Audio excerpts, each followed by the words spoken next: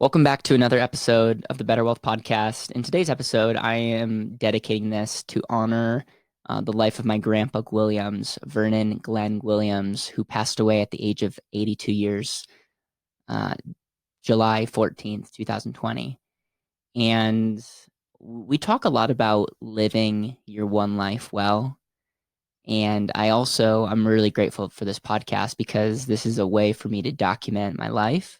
I very much want to, instead of being overproduce things, I want to be able to share with you guys like what's actually going on. And so I'm grateful for the documentation, but I also am grateful for the technology to remember my grandpa and just to document this because this will live on.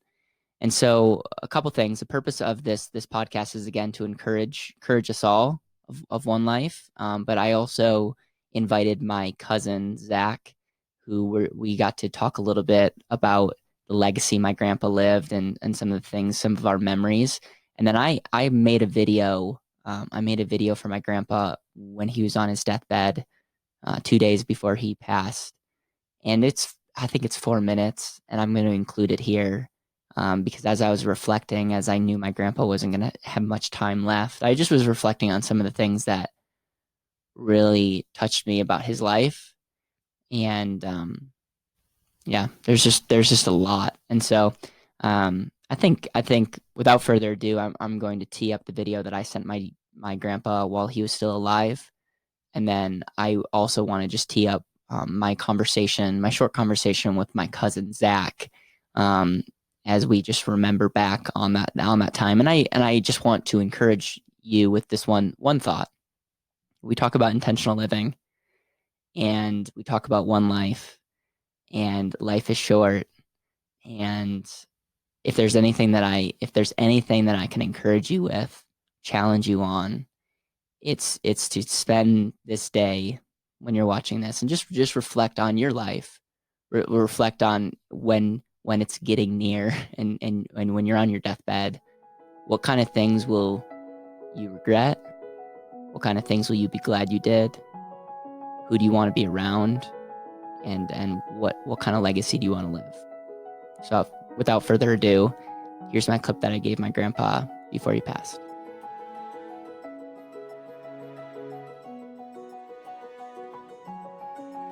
Hey Grandpa, I know that you don't have much time.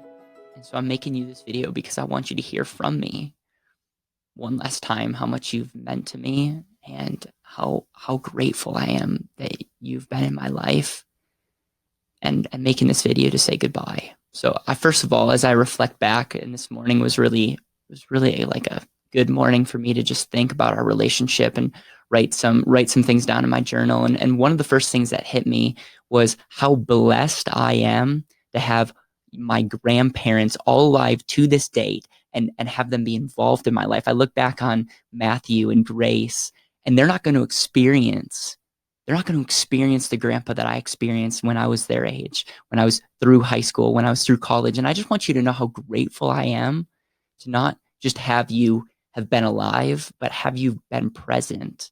And I've always looked up to you in a great way. One of the words that comes to my mind as I was just thinking about our relationship is the word cribbage. I definitely got some of my cutthroat competitiveness from you. And I remember being Matthew's age or even younger and being so excited to play you in cribbage. And I love how you would never go easy on me. And in fact, you skunked me and double skunked me. And I'm pretty sure you triple skunked me at one point. And I remember like being really competitive in that area and working, and you would never go easy on me. But I remember when I beat you for the first time and you didn't go easy on me. And then I remember skunking you for the first time. And I just remember that relationship. And I'm so grateful that you'd be patient, that you played with me, but you also didn't go easy on me. I think there's a lesson that I'm going to take away from that. And I definitely am showing up the way that I'm showing up now, mainly because of how I was raised and because of the little things in life that you passed down to me. And I'm just so grateful for that.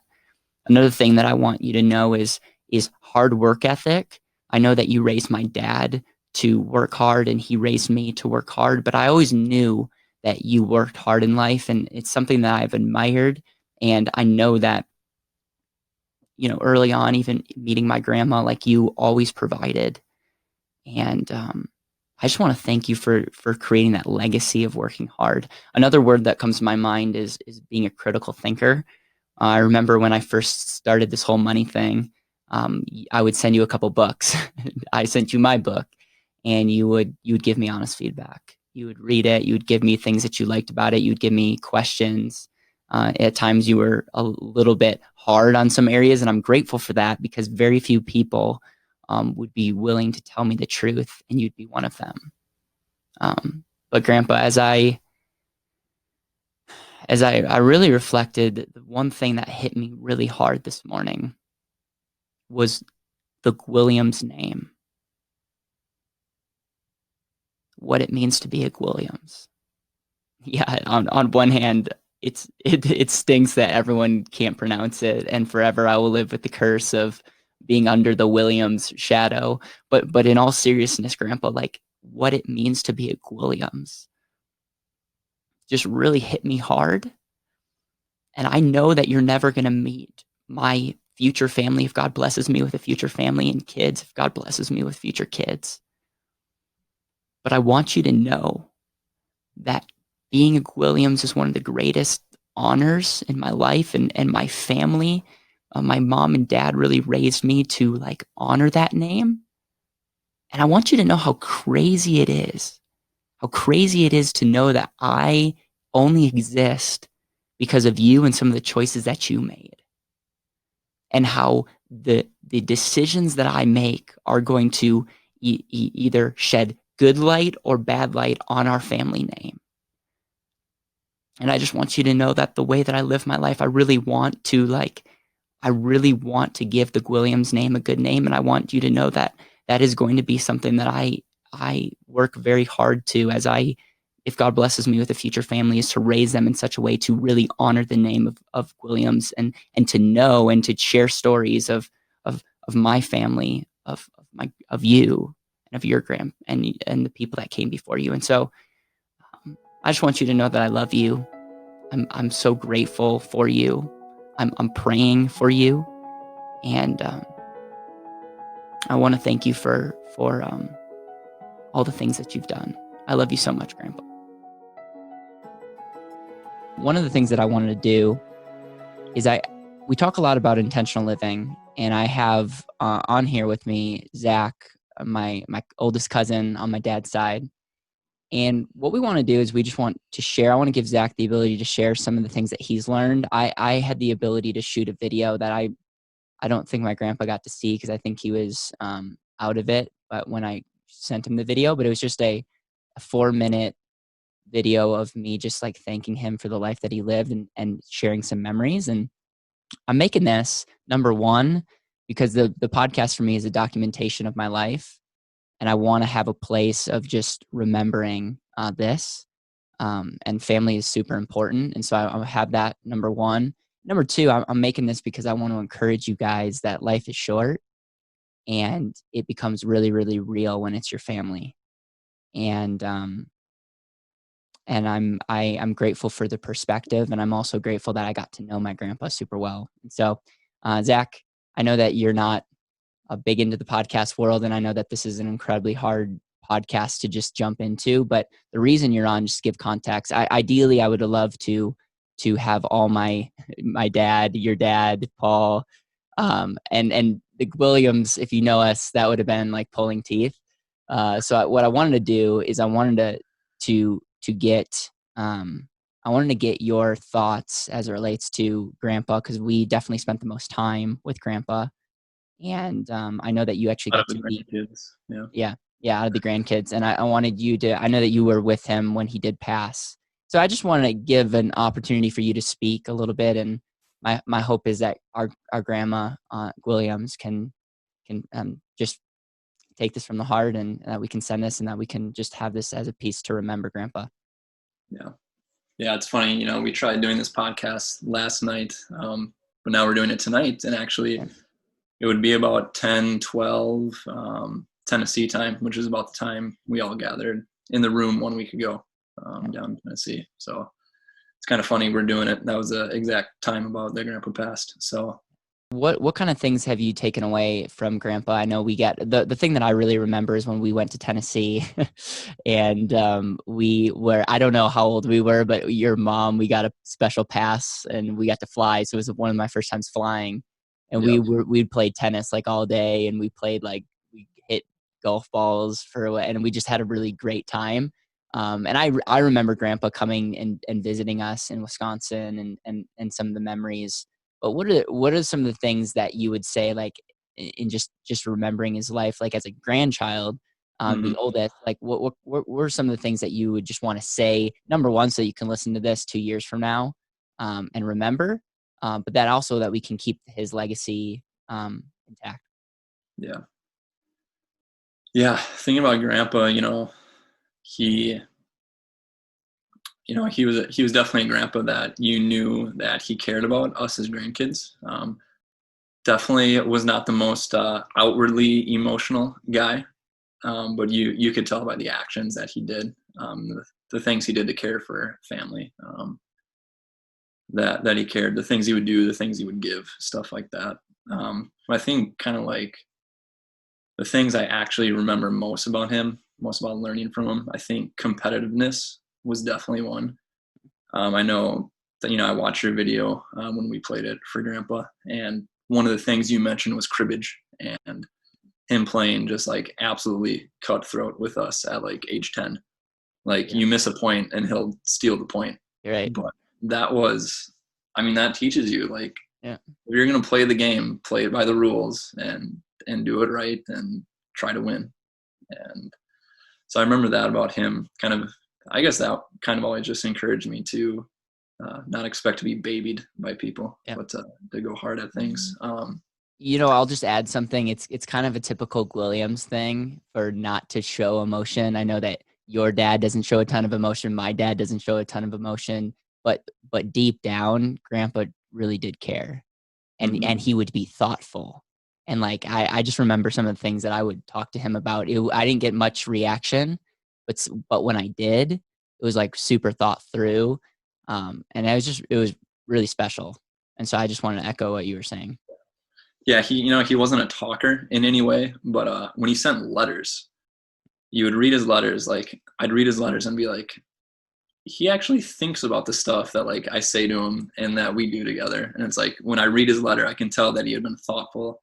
He'd put a lot of stuff into that, and then I would know he would care. So I think that's actually another thing I learned from him is like, man, he would think about stuff, and you could see like in stuff like letters, but he wouldn't always say it right away. So I think like thinking before you speak, like he wouldn't fly off the handle to say something really fast. He would think about it and he would say it. Probably my memory of that is he would do crosswords like every day Yeah. in his little sunroom that they had. So break out the paper. I'd go down there once I woke up. He'd always be up before me.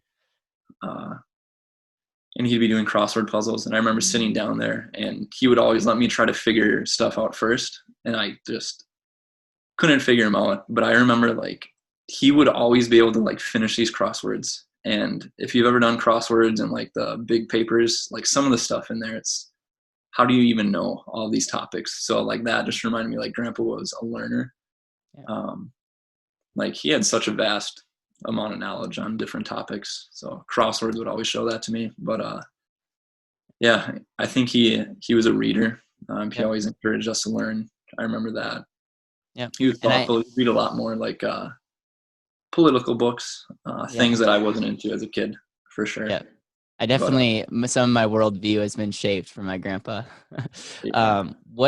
I know that I mean, we won't go into your story at all, but like you definitely had a turning point in your life in college. And I really believe that played big into grandpa because, and it's not even anything like we were just the closest to grandma and grandpa. And when you were the oldest, and so you spent the most time. And so I think you single-handedly as far as a grandchild had a really positive impact on grandpa in the later years because he saw somebody that had some big life changes that made good decisions and like was really able to have conversations and challenge. And we could see it. Yeah, we all know of anyone in our family. I had the biggest probably turning point, going from not making great decisions to making better decisions slowly. But yeah, I think, yeah, hopefully Grandpa saw some of that, and that played into his view of God, at least, Right. Any funny memories? Man, he was a joke teller, but he would always have he knew jokes. It wasn't just like on the spot witty kind of jokes. It's like he had some good jokes up his sleeve. Yep. So yep, I remember Callan. I remember being at the house. I think that dog. Yeah, little Welsh corgi. That thing was yeah, it was. There's some funny, cringy moments in just that as well. He loved that dog, but he was crazy. Yeah. Well, and I just also want to thank just the whole BetterWealth family and nation for just like caring. I know I'm going to get a lot of messages, and just like I'll say this, it wasn't a shock, and it hits home and hard just as you experience that. And I think one of the things that we're really trying to be intentional at BetterWealth is like helping people live their one life well. And it has nothing to do with strategies or money. It really has to do with making sure that you're living your life well. So Zach, any final thoughts on that? I know that you've learned a lot. We as a family haven't experienced a ton of death as a family. And I'm a big fan of like the celebration of life versus like being sad. Is there anything that you want to end with as it relates to one life and the importance of that? Yeah, I think, the importance of one life.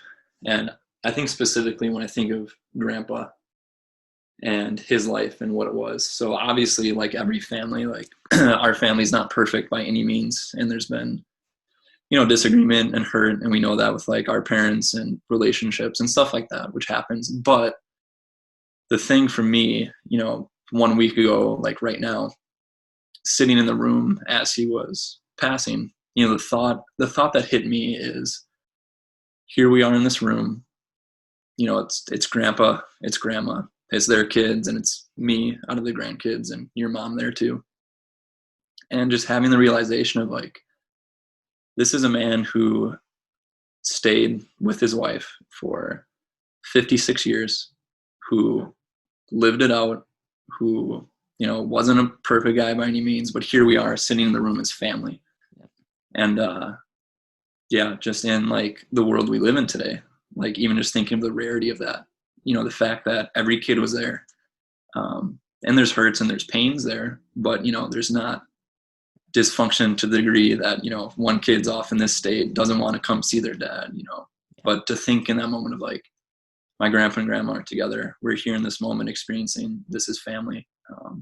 He didn't live perfectly, but he lived faithfully, to his wife, to providing for kids, to raising them. And so just that testament of, you have one life, spend it for the things that matter. And I think he valued a lot of the right things. And